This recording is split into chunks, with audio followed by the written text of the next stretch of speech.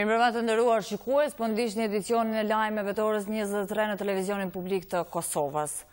Sot u përkujtua Luan Haradinaj, i cili i takon brezit të parë të luftëtarëve që luftuan për lirinë e vendit. Luani ra heroikisht me 6 maj të vitit të 99, duke lënë pas lavdinë e luftës çlirimtare të Kosovës. Ai sot mban titullin Hero i Kosovës.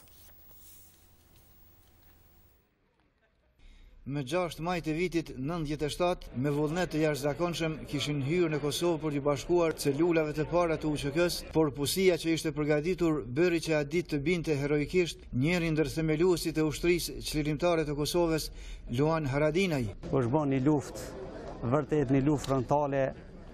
Për mi 40 minuta na ishim në kokër të ledine, si thojmë ne, dhe ata kishin zënë pusin, ndodhe aja që nuk e kemi dashur as na populli shqiptar, u vra një veprimtar, një ushtar. Për të ndëruar jetën dhe sakrificën e Luanit dhe veprimtarit Ismail Haradinaj në këtë përvjetor në kompleksin memorial në Glozan, përveç bashkëluftëtarëve dhe familjarëve erdhën edhe përfaqësuesit më të lartë shtetëror. Në mesin e tyre edhe protagonisti i betejës së 6 majit, kryeministri Haradinaj dhe kryeparlamentari Veseli. Bashkuan dërim një detarit shumë për mashave tona kombëtare, Ismail Haradinaj, ideolog i çështjes kombëtare, prish i lëvizjeve të hershme për lirinë e shqiptarëve në Jugosllavi. Njëkohësisht për luftarin e hershëm Luan Haradinaj. Natyrisht ka qenë momenti i rëndë, pas rënies së 3 heronjve tanë, Zahirit, Edmondit dhe Akifit, ka qenë goditja e dytë e rëndë, e cila për disa kanë menduar që ka me na gjynëzu, po kua ka tregu se na ka forcu edhe me shumë për arsye se Luani e Shkelzeni kanë qenë shumë të fortë për aq sa kanë qenë edhe prindrit e tyre. Humbjen e tij, shokët dhe vëllezërit e idealit e kthyen në forcë, ndërsa amanetin e tij e bën realitet në qershor të vitit 99, kur Kosova fitoi lirinë. Ndërsa pas dite, nën për kujdesin e shoqatave të dala nga lufta, u mbajt akademi përkujtimore për nder të Luan Haradinajt. Aty u çmua lart kontributi i Luanit për lirinë e Kosovës. Jeta dhe vepra e heroit Luan Haradinaj është nderuar sot me një akademi përkujtimore, ku lufta dhe rënja e tij u krahasua me Gjergj Kastriotin Skënderbeun, Hasan Prishtinën dhe Abdyl Frasherin. Presidenti i Kosovës Hashim Thaçi tha se Luan Haradinaj paraqet një personalitet të rrallë televizjes kombëtare. Luani ishte fjalë pak, por trim i papar.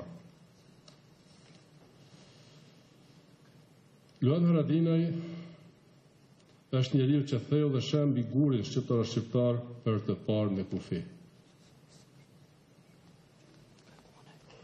Ai shquaj për organizim, veprim dhe aksionet e sakta kundër ushtrisë dhe policisë serbe. Ndërsa kryetari i shoqatës së familjeve të dëshmorëve të ushtrisë çlirimtare të Kosovës, Xhavit Jashari, tha se Luani u bashkua UÇK-s në moshën 20 vjeçare, mirë po edhe pse në moshë të re, ai përballoi shumë sulme në stacionet policore. Në vitin 1994 shtabi i përgjithshëm i ushtrisë shqiptare të Kosovës e kishte emëruar komandant të logjistikës së luftës së UÇK-s edhe për faktin se organizimi i tij edhe në formimin e zonës së Tukaqinit ishte madhor. Veprën e luftarëve të lirisë është e pamujshme, me dëshmu një akademi është e pamujshme, mirë po megjithatë ky kujdes shiuj na nderon edhe ne si familje bashkëluftar, andaj nuk e shpreh respektin më të madh për gjithë tronët për liri që po i kujtojmë këto ditë, e njëkohësisht edhe për ju dhe për gjithë ju prezent që na keni nderuar me këtë pjesëmarrje, pra e tiri lavdi tronëve për liri. Luan Haradinaj ka rënë me 6 maj të vitit 1997 në kufirin mes Kosovës dhe Shqipërisë, në vendin e quajtur Qafa e Mullarit, derisa me një grup bashkëluftëtarësh po tentonin të hynin në Kosovë. Sot po kujtohet edhe njëri ndër themeluesit e parë të Lidhjes Demokratike të Kosovës, akademik Fehmi Agani, i cili u vra 19 vjet më parë nga forcat serbe. Pranë varrit të tij, sot u vendosën kurora lulesh dhe u bën homazhe. U tha se Agani do të kujtohet si pishtar që i dha dritë vizionit ton për shtet. Sot po kujtohet njëri ndër themeluesit e parë të lidhjes demokratike të Kosovës, akademik Femi Agani, i cili u vra 19 vjet më parë nga forcat serbe. Familjarët, miqt e bashkëpartiakët e tij sot vun kurora lulesh pranë varrit të tij. Mentor Agani, djali i tij, nën emocione të njëjta përsëriti faktin se sa u mungon të gjithëve babai i tij. Na mungon gjithëve. Na mungon gjithëve. Femi Agani u vra afër Lipjanit nga forcat ushtarake policore serbe më 6 maj 1999. Agani ishte nën kryetar shumë vjeçar i LDK-s dhe deputet i atëhershëm. Me këtë rast, në emër të kryesisë së LDK-s, edhe Ismet Beqiri tha se sot, si kur më parë, Kosovës i mungon Femi Agani. Çdo vit, padyshim që po nihet mungesa e profesor Aganit, mençuria e tij, intelektualiteti i tij, largëparëmësia e tij dhe vizioni, si kur më parë ju kishin dashur dhe i duan edhe sot Kosovës. Në 19 vjetorin e vrasjes së profesor Femi Aganit në profilin e tij në Facebook e ka kujtuar presidenti Hashim Thaçi, duke thënë se vrasja e profesor Aganit ishte humbje e madhe, sepse ai kishte një bagazh të madh përvoje jetësore, dije sociologjike dhe sens politik që u dëshmua veçanërisht gjatë dekadës së fundit të shekullit 20. Për profesor Aganin ka shkruar edhe kryeministri Ramush Haradinaj, i cili thot se Femi Agani do të kujtohet si pishtar që i dha dritë vizionit për shtet. Me penën e tij, urtësinë e guximin, Agani shkroi historinë e Kosovës të pavarur e demokratike, Kosovës euroatlantike për të cilën ai jetoi dhe u flijua. Agani u bë gur i themeleve të Kosovës së pavarur, thot Haradinaj.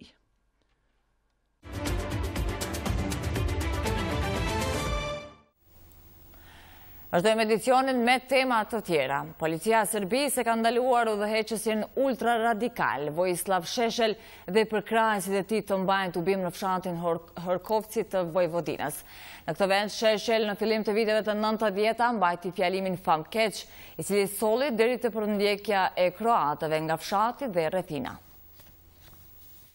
Njësitë speciale të policisë serbe kanë bllokuar të gjitha hyrjet fshatit Hrkovci të Vojvodinës për të parandaluar arritjen e udhëheqësit ultranacionalist Vojislav Šešelj dhe qindra përkrahësve të tij në vendin ku Šešelji mbajti fjalimin famkeq të 6 majit të vitit 1992, i cili shkaktoi përndjekjen e familjeve kroate nga fshati dhe rrethina e tij. Ky fjalim ka qenë njëra prej pikave për të cilat Tribunali i Hagës e dënoi Šešeljin, i cili tani gjendet në liri, pasi që tribunali e ka llogaritur dënimin në vitet që ai kishte kaluar në arrest. Gjithashtu ka raporte për përleshje sporadike mes përkrahësve të Šešeljit dhe atyre të Partisë Liberale, si dhe organizatave të ndryshme civile, të cilat udhëtuan për në Hrkovci për të parandaluar radikalet nga mbajtja e tubimit. Pas ndalesës, Šešelju ka thënë mediave se nuk e kupton pse janë dërguar njësitë speciale, pasi që tubimi i planifikuar sipas tij duhej të ishte porosi për qeverinë në Beograd, jo të shihej si kërcënim nga ana e banorëve të fshatit, i cili 27 vjet më parë vuajti pasojat e fjalimeve të tij.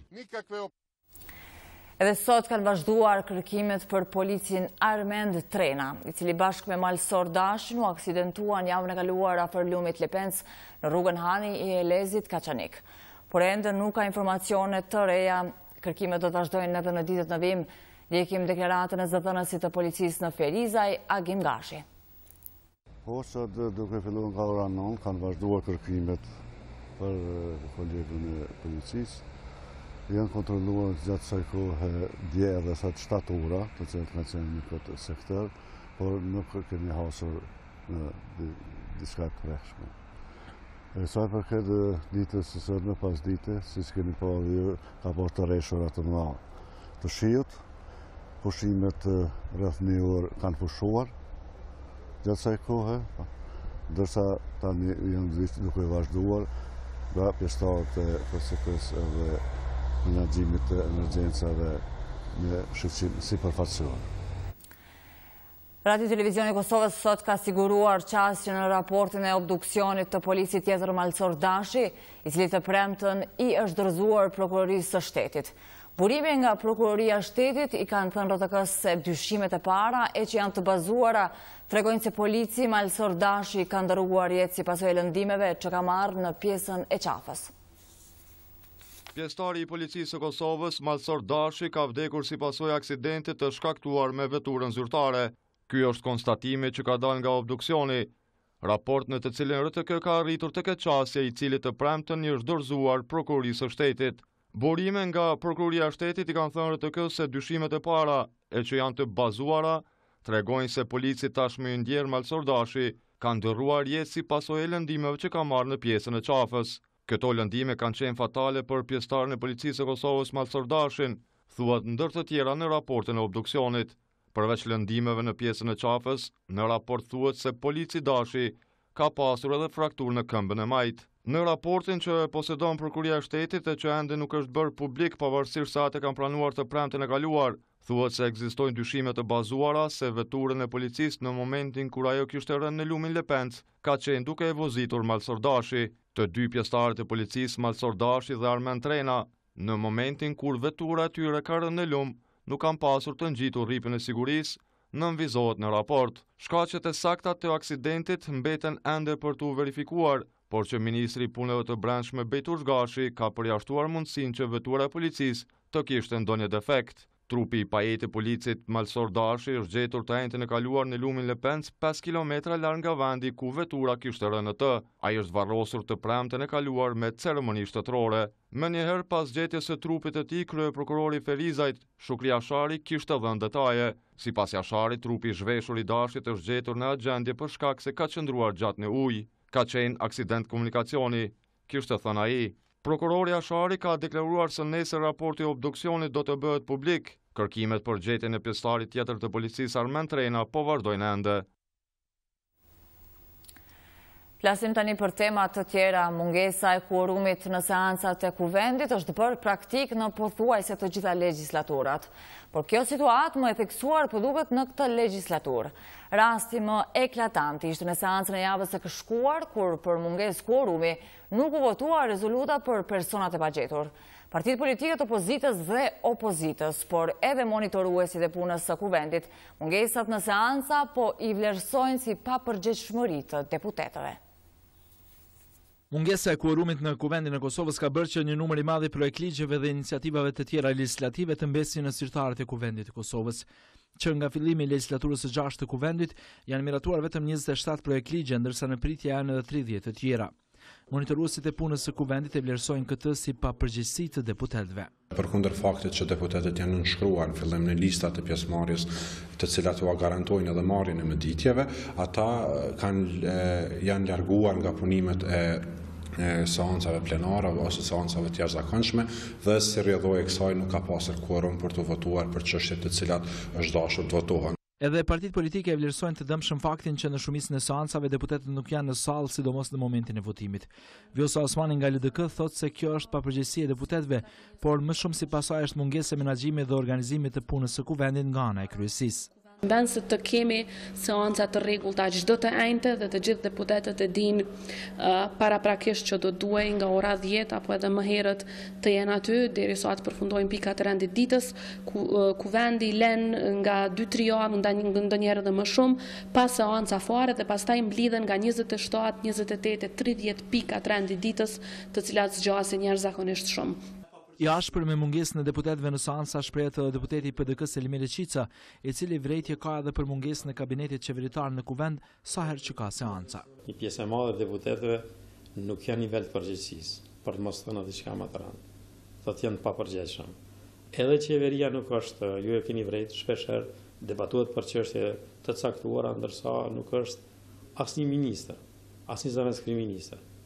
Ndërsa ata janë të obliguar se ju e dini që legjislative e kontrollon ekzekutivin.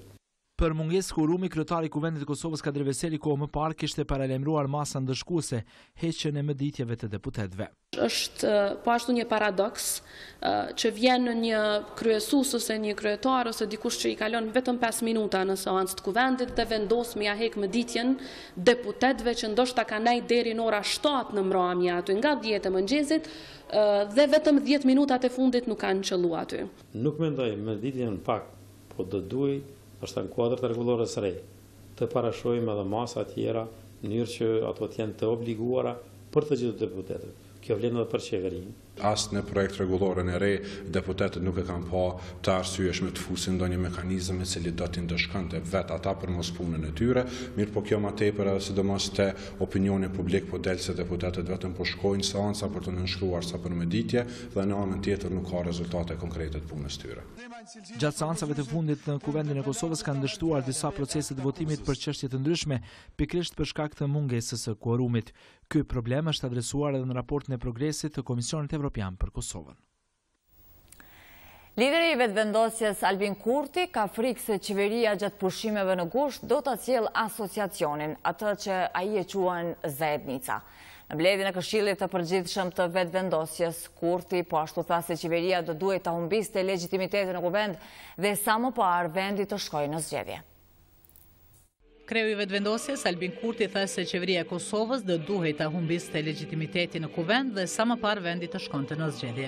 Kurti në mbledhjen e Këshillit të Përgjithshëm të vetëvendosjes tha se gjatë këtyre 3 muajve ishte një spektakël me arrestimin e gjyriqit, të cilët më pas i dhanë leje të vijë sart të dojë në Kosovë. Kurti me këtë rast foli edhe për asociacionin e komunave me shumicë serbe, për cilin tha se qeveria dëshiron ta sjellë në gusht kur kuvendi është në pushim dhe qytetarët janë të shpërqendruar nga politika.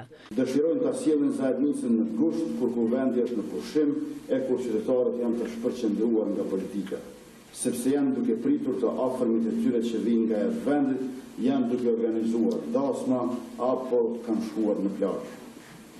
Politikë e ulët e qeverive frikasake. Këto janë qeveria e tanishme, sikurse ato të mëparshme, që sjellin vendime të cilat shkatërrojnë sovranitetin e Kosovës në një kohë kur praktikisht e gjithë politika është e suspenduar. Vlen të kujtojmë këtu se njësoj në gusht të vitit 2015, Thaçi e Mustafa i nënshkruan marrëveshje katastrofale për të mos u përballur me kuvendin e me popullin. Mirë po, Zajednica është e papranueshme. Këshilli i Lëvizjes Vetëvendosjes zgjodhi nëpërmjet votimit të fshehtë 5 anëtar të rinj të kryesisë së lëvizjes, si dhe zgjodhi për nënkryetarin e parë Besnik Bislimin dhe sekretare organizative Vlora Haxhimehmetin. Si pasojë e rreshjeve të fundit të shiut në rrugën rajonale Pej-Kull, ka pasur rreshqitje të gurëve dhe të dheut, të cilat kanë bërë që të bllokohet kjo rrugë. Ministri i infrastrukturës Pa Leka i ka njoftuar se ministria që ai drejton ka intervenuar menjëherë në vendin e ngjarjes, por që nuk është arritur që të mundësohet qarkullimi i lirë i automjeteve, ndërsa në konsultim me inxhinierët e ministrisë, kjo rrugë është mbyllur për qarkullim për 24 orët e ardhshme. Me këtë informacion po e përmbyllim edicionin e lajmeve. Ju falenderoj për vëmendjen, natën e mirë.